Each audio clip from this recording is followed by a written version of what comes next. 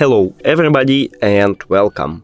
In this video I will show you how to pair your headphones Moto Buds Plus with your MacBook. You have to start by click on the Bluetooth icon, now go to Settings, and after that open the case and press and hold connection button for at least 2 seconds. This LED light is blinking blue, so it means that it's entering to pairing mode. Now we see it on the device list, so click Connect.